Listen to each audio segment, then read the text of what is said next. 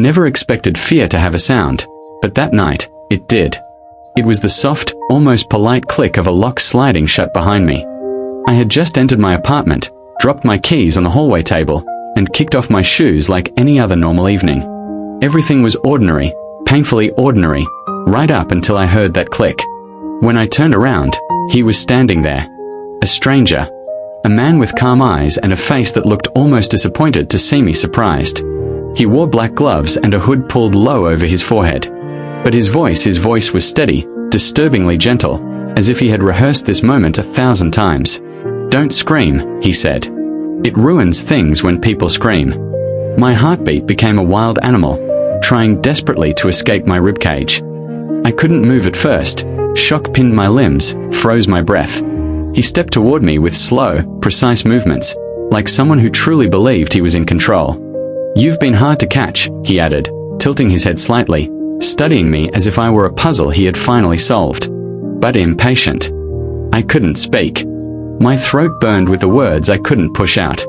He smiled, an empty, hollow expression that never reached his eyes. That smile told me everything. This wasn't a random break-in. This was planned. Intentional. Personal. He knew who I was. But I had no idea who he was. Or why he had chosen me. He motioned to the living room, and when I didn't move quickly enough, his fingers tightened around my wrist, leaving a bruise that would linger long after everything else was over. He sat me down on the couch, still holding my wrist, still smiling. "You've crossed paths with me before," he said. "You just never paid attention." I searched his face, desperate to find familiarity, but there was nothing. No memory. No recognition. "Why are you doing this?" I finally whispered. His expression darkened. "Because people like you never notice people like me. You walk through life as if the world owes you safety. As if danger is something that happens to others." He leaned closer, and I could smell the cold air clinging to him, the metallic scent of winter. "Tonight," he said softly, "in your danger." He tied my hands, not roughly, but with deliberate care, as if the ritual mattered. My mind raced, searching for a way to escape, a mistake he might make, a moment of weakness. But he was meticulous, calm, confident. "You're going to listen to me," he continued. "For once, you will listen."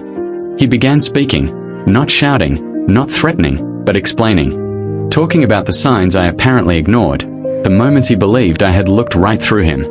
At the grocery store, at the bus stop, passing him on the street. None of it was real. None of it made sense.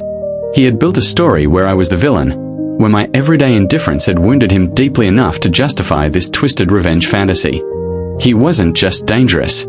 He was delusional. And that realization terrified me more than anything else. But then, something inside me shifted. Fear sharpened into clarity. I realized I couldn't overpower him, but I could outthink him. I could use his delusions against him. So I did the only thing I could.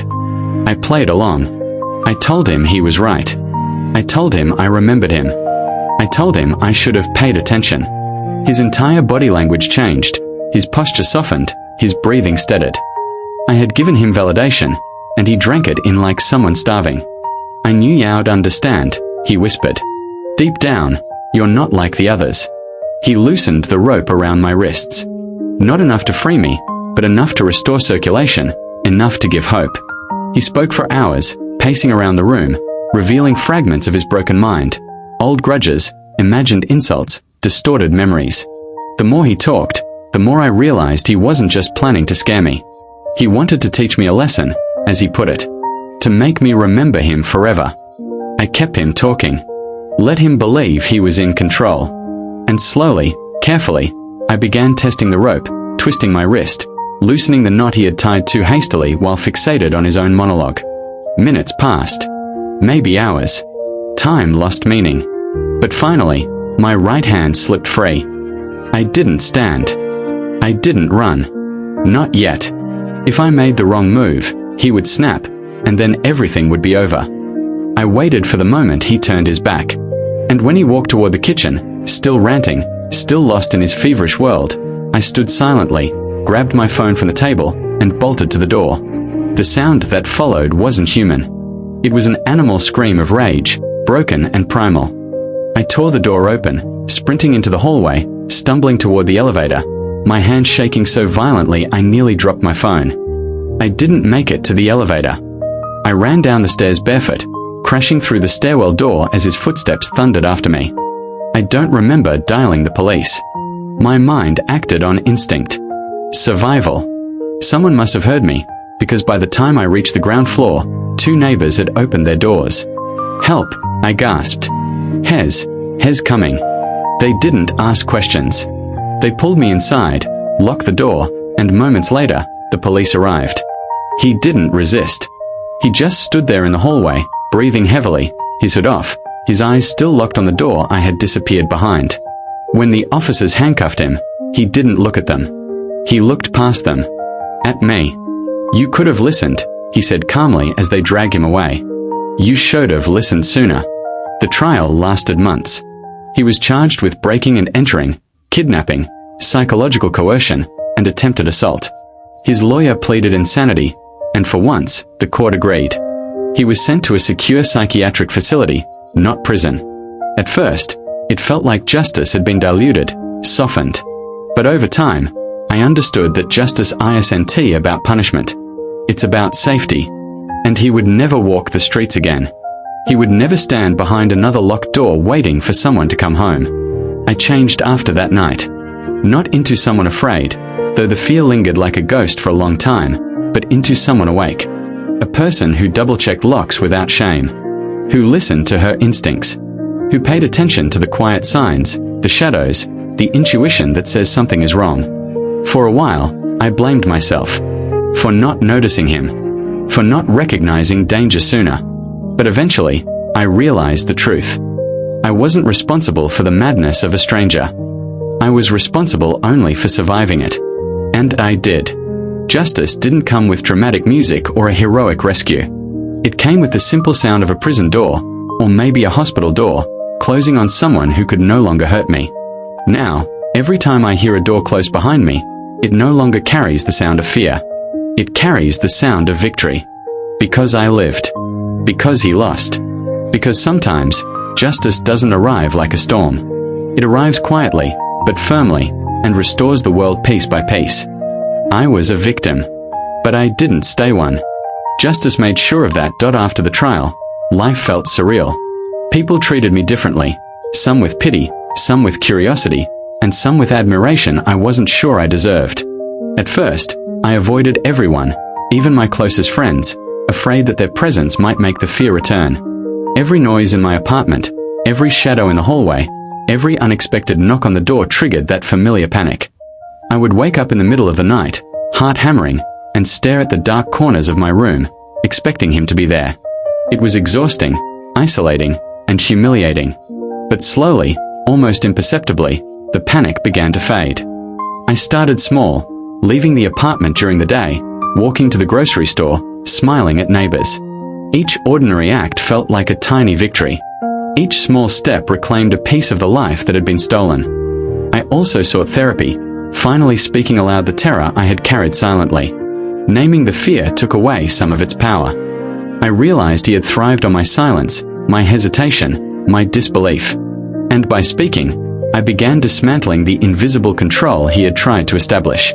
Sessions turned into hours of reflection, and I discovered something unexpected. I was stronger than I had ever believed. I had survived calculated terror, manipulation, and the delusions of a madman, and I was still standing. And not just standing, I was beginning to thrive. Months later, I returned to work.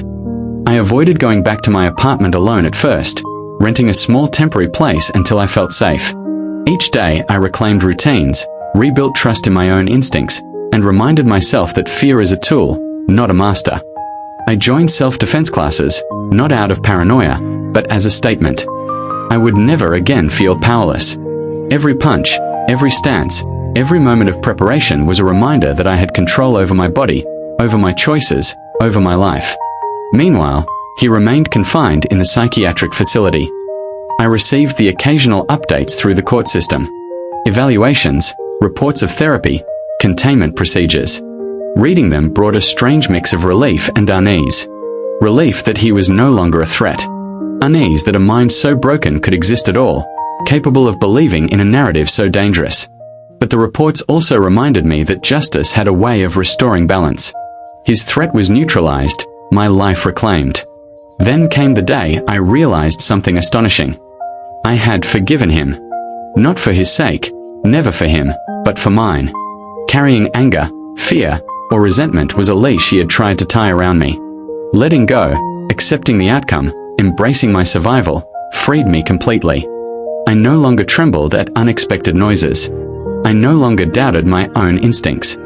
I even began volunteering at a local support center for victims of assault and harassment, sharing my story carefully, teaching others how to reclaim their lives, their safety, their dignity. One afternoon, sitting in a sunlit park with a notebook in my lap, I reflected on everything that had happened. The fear, the captivity, the courtroom, the therapy, the slow reclaiming of life, it all had led to this. Not vengeance, not obsession, but strength, wisdom, and compassion. Justice had done its work, but life itself was teaching the greater lesson. Resilience is born not from avoiding danger, but from confronting it and refusing to be defined by it. And sometimes, when the wind blew through the city streets, carrying faint echoes of distant footsteps, I smiled. I knew that the sound of fear had been replaced with the sound of survival. That night, when he had tried to control me, I had discovered something far greater. My own voice, my own courage, and ultimately, my own power. He had attempted to write my story for me. Instead, I wrote it myself, one small victory at a time. I was once a victim of a madman, but in surviving him, I became the author of my own life.